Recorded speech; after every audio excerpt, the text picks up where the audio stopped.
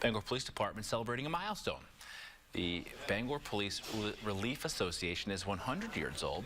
The association provides assistance to officers who experience a medical event or disability and provides survivor benefits upon the death of a member of the department.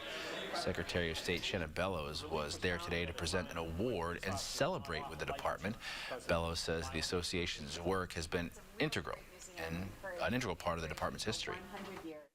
I love this history and recognizing the accomplishments of our ancestors, former police officers who started this organization, started the department, and the people who have served decades over the years.